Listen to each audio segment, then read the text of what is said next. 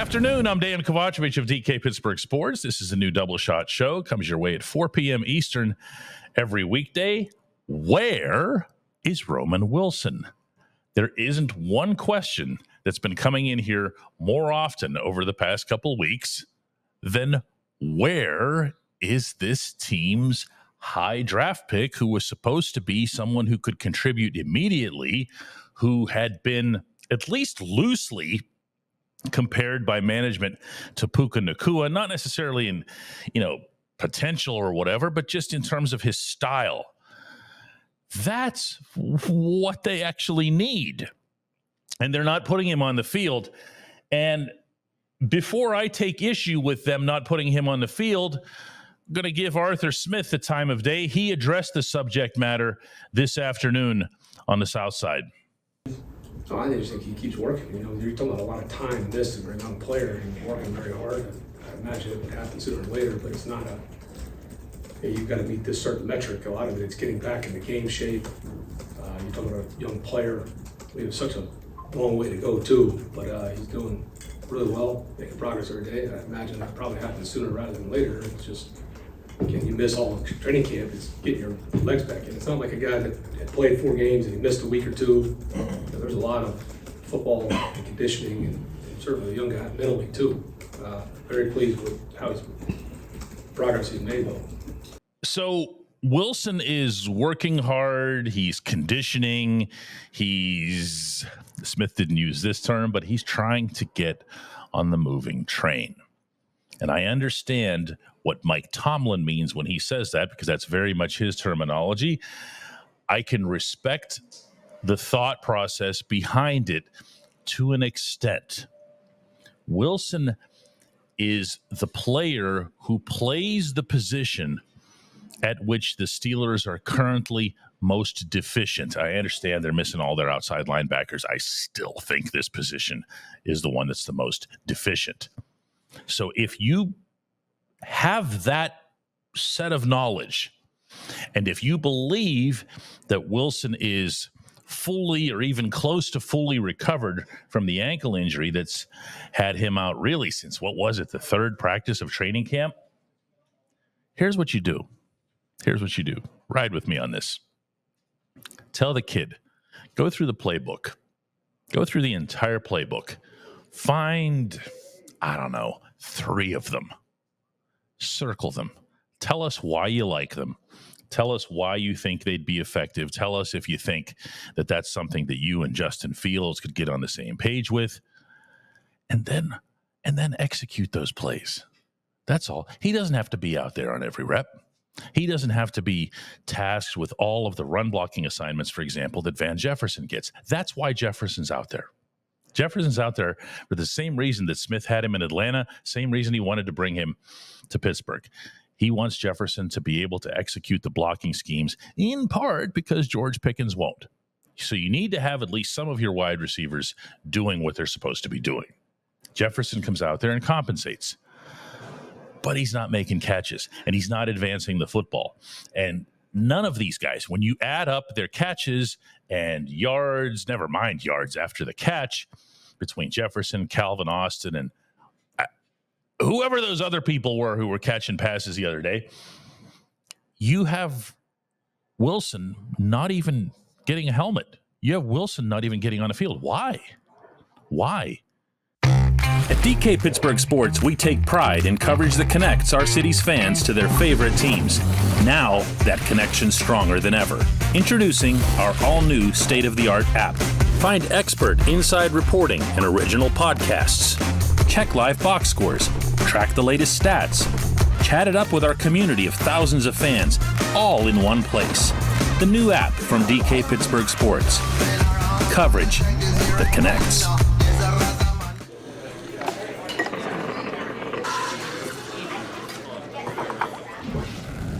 Joined now by Chris Halleck over on the South Side. Just got out of the Steelers locker room. Chris, how's your outside linebacking skills? Yeah, what's actually really funny about that is Christian Kuntz doesn't think that I can make a 30-yard field goal. I think I could do that, playing outside line. Yes, I can. No, you can't. I will take a video of that. The funny thing is, the funny thing is, and I've tried these, the thing that freaks you out when you line up in front of the goalpost is how close together they are. Like, it's not the distance. You just go, really? That's it? Because you don't think of them as, because you're so used to seeing kickers just nail these, right? But then you go, but I got to get it between them? That's not fair. I just don't want to kick it that far. I can't do that. I can't play. No, you can't play outside linebacker. Can Jeremiah Moon play outside linebacker? Because it didn't look like it the other day. I think if he has a week in which, I mean, Tara Lawson spoke today. Tara Lawson did say he definitely played more than he expected to play. That's fair.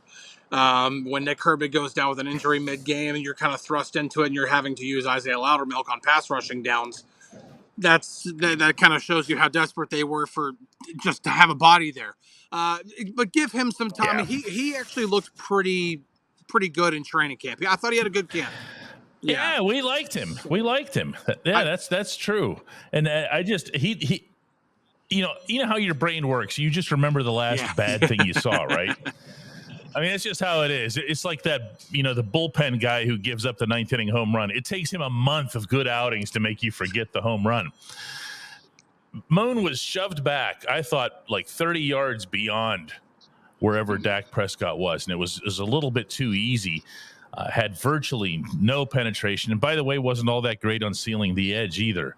So maybe, like you're saying, if after a week, that's a nice thing. But I'll tell you what, if I'm the Raiders and I'm smart, and those are not always things that are connected. If you're the Raiders, why wouldn't you really double TJ and just say, that's it? We're taking him out of the game. Even more so than what Indianapolis claimed to do with their 18 chips. It is one of the situations in which they can slide protection over, double TJ, make sure you have extra bodies on Cam, if needed, and then really just make Jeremiah Moon beat you on pass rushing downs. Now, give him a week of actual preparation, knowing that he's going to be going in with a larger workload. Maybe he'll be a little bit better. Maybe he even gets a couple of pressures. I don't know. I would not expect him to be Nick Herbig in terms of coming in the Chargers game and getting 2 sacks or doing what he did against Dallas before he got injured. But can Jeremiah Moon at least be a serviceable body there? I think so, but this is going to challenge the Steelers' stars up front, Cam Hayward and TJ Watt, to actually make some plays. They're going to have to make splash on their own. They're going to have to maybe stunt a little bit. I know they've moved TJ a little bit, but maybe you need to move him a lot. I mean, I'm not saying that he needs to go the full. Remember when the Rams were having Aaron Donald line up like at pretty much every position other than free safety?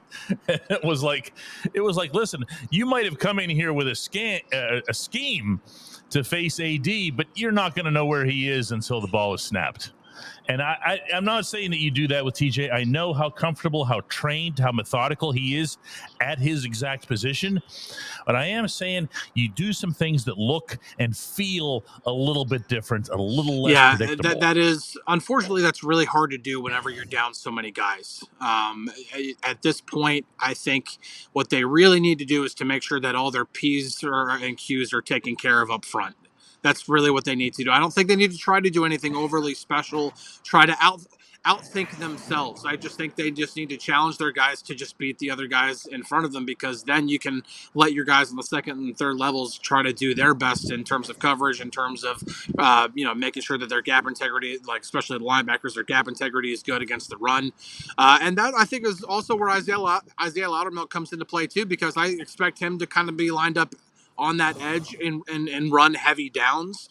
And he's a good run defender in his own right, and he can help set the edge. So I don't think it's just going to be the Jeremiah Moon show.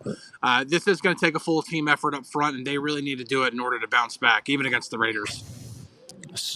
So it could be theoretically a run-pass split where Loudermilk is out there on obvious running downs or whatever would constitute an obvious running down, like, 1st and 10 or something if it's the Steelers. Sorry, that was too easy. But if Loudermilk is over there, at least you can say, all right, we're going to take care of one facet. You're not going to run on this side, and whatever your quarterback's name is, that's what I'm searching for here. By the way, I've been scrolling for. You spoiled it.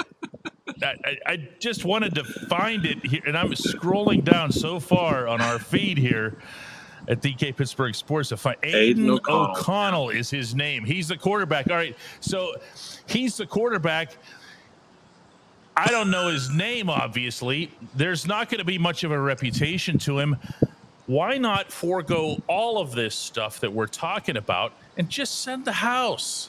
Make this academic, okay? He's not going to beat you over the top. He's not going to be finding a zillion different guys open. He's not going to be doing what Dak Prescott did.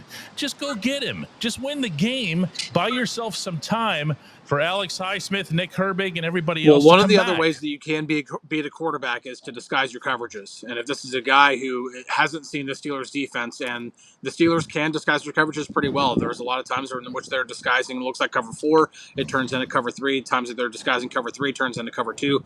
They have a lot of different ways of disguising their coverages, and that's another way you can get a quarterback confused. So I do think they need to blitz more. I'm not trying to discredit that. They do need to blitz more, and this would be a good week for them to do it. You're kind of already down up front. You're missing some significant quality up front. You need to find different ways to get to the quarterback and make him feel uncomfortable. And it's also they haven't exactly put their blitzes on film. I mean, they have blitzes. They haven't shown them to anybody outside of Latrobe, So it might as well go ahead and run at them. I feel like this isn't the greatest test necessarily for this defense from the opponent's standpoint, but I do feel like it is from the time and challenge standpoint. I mean, they got to get this done, Chris. You don't want to fall to 3-3 after starting 3-0. No, they've already given up their. Now, granted, just because the Bengals and Browns are 1-4, you can feel like you're comfortable ahead of those teams because those teams have so many issues that you can't even keep up with them. But the Ravens have already bounced back; they're 3-2 now as well, and so now you have to outwin the Ravens the rest of the way if you have a shot of winning the division, and I don't feel very good about that. So you know what I hate? Early in this segment, near the beginning of this segment, you said, might have just been a Freudian thing or whatever, but I'm going to stick you with it. You said TJ needs to make plays. Cam needs to make plays. Never mentioned the other guy who needs to make plays, and I didn't have a reaction to it till now. And I'm guessing that nobody who was watching this said, "Hey, what about Minkah?" But you know what? Hey, what about Minkah? When we come back, Jay. I was just going to say, with Minkah, the one thing I had this question in live Q's on DKPittsburghSports.com yesterday about what's going on with Minkah? How do you take it? And with Minkah. I don't think he's been terrible, but I don't think he's been great either. You want to see splash. You want to see the ball hawk, the guy who's intercepting the ball. But also at the same time, you're not seeing teams throw bombs down the middle of the field because they just won't go there. I know how that goes. They're afraid of the safety and everything. And I buy that. And then I see, who was it that Dak threw down the left sideline to wide open? And Minkah came across late because he was trying to help Beanie over the middle. And Minkah can do better at this ball hawking stuff. He can, and he has done better at this ball hawking stuff. I agree he's played solid overall football, but that's not why he's Minkah. Yeah, he's not. You know what I mean? I mean, if TJ was just sealing the edge on the run, we wouldn't be okay with it. So there's a different.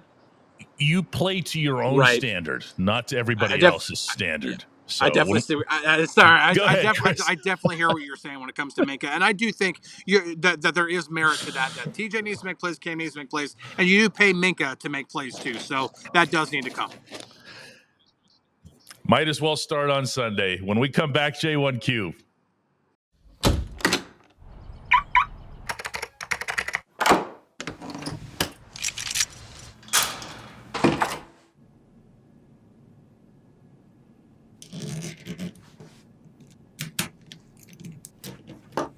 Safety is a habit. Gun safety and responsible storage are no different. Help prevent gun accidents, misuse, and theft. Keep firearms safe and secure when not in use. For safe storage options, visit projectchildsafe.org.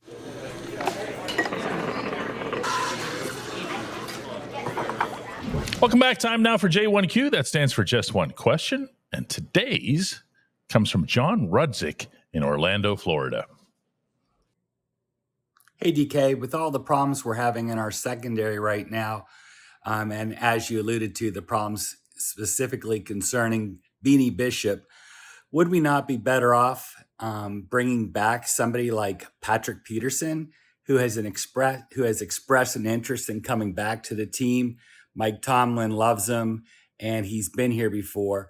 At least as a stopgap measure until we get Cam Sutton back in the fold. Would be curious to hear your thoughts. Thank you.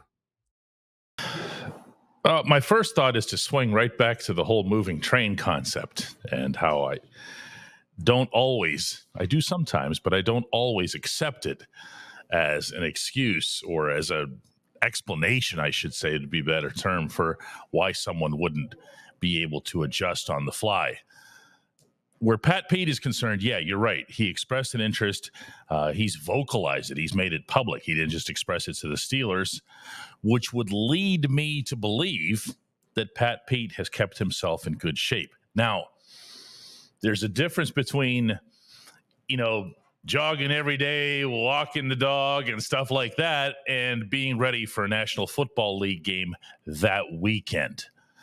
So whatever it was that kept the Steelers from bringing Pat Pete back, and I mean, the obvious explanation there is age. You would have to think that it still applies because there was most definitely a mutual respect there. How could there not be? But it just never happened. It never happened. And I'll go back to the Roman thing. When you're looking at each individual scenario of each individual guy who can help you out, you gotta not just stay stubborn to what's not working. Okay, Beanie isn't working. Van Jefferson isn't working. In season, look, it's not the greatest thing to be making changes in season, but the last I checked, they pulled Miles Jack off the couch, didn't they? Just last season. It can be done. Terrell Edmonds was just taken off the practice squad from the Jaguars, came up. Now, again, there's some familiarity, but let's not overblow the familiarity and the trust and his Steelers-ness and all this other stuff and just bring him in. I couldn't be convinced, to try to answer your question as best as I can, John, I couldn't be convinced that you couldn't pull Pat Pete, provided he's in shape, that you couldn't throw Pat Pete out there in practice tomorrow with just, a session and a walkthrough before the game in Las Vegas, and that he wouldn't be more effective than Beanie. I'll tell you what he wouldn't be doing. He wouldn't be doing this. Looking around, asking all kinds of questions before every snap. I appreciate the question. I appreciate everybody who checks out the new Double Shot every weekday at 4 p.m. We'll be back with another one tomorrow.